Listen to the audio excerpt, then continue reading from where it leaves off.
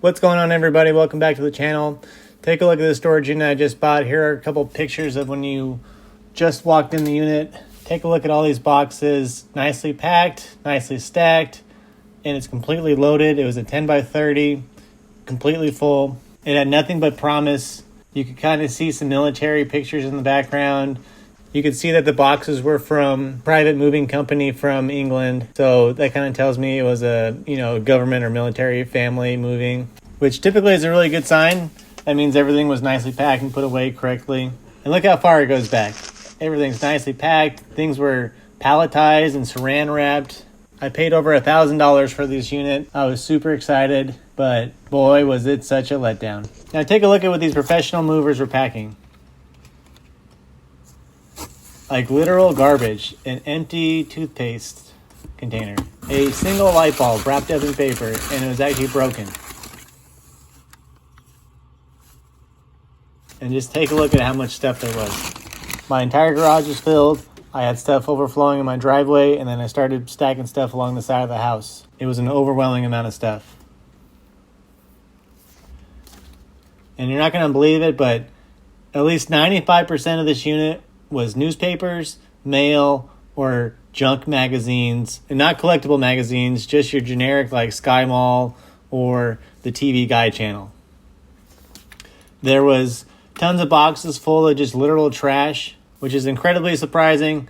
This was professionally moved from England all the way to America, and they literally shipped garbage. The facility told me that this guy was renting the unit for at least 20 years. And the current rent price was almost $450. So he probably spent $50,000 to store this stuff. And to be honest with you, I don't think I'll even make a profit. I probably won't get back to $1,000 with everything in this unit.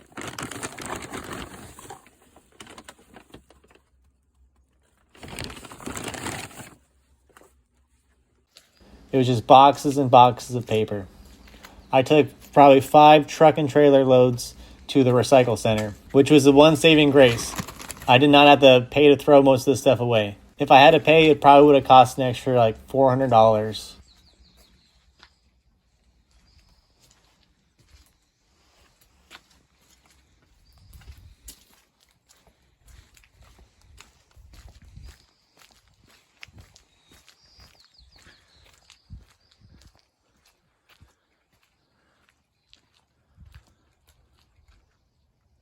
And there were a couple really unique things, like this VHS tower that could hold like 1,000 VHS tapes.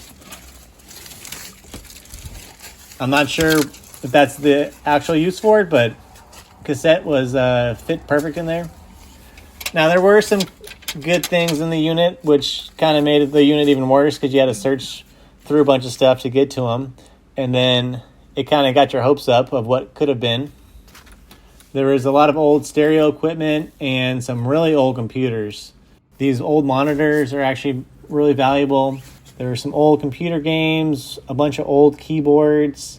And what's frustrating is if the whole unit was full of this stuff, it'd be a great unit. But hopefully the 5% of the stuff that was actually valuable will get me back up to that $1,000. Even if I do make a little bit of money on it, it's not going to be worth my time. I probably spent a good 40 hours going through this unit. So this is by far the worst unit I've ever bought. So this is a great example of what can go wrong when buying storage units. Not all of them are going to be winners. Just because something looks great in the pictures doesn't mean that it's going to be good. Your unit could be full of trash like this one. Thanks for watching. Hopefully the next storage unit I get is a lot better than this one. And please like and subscribe.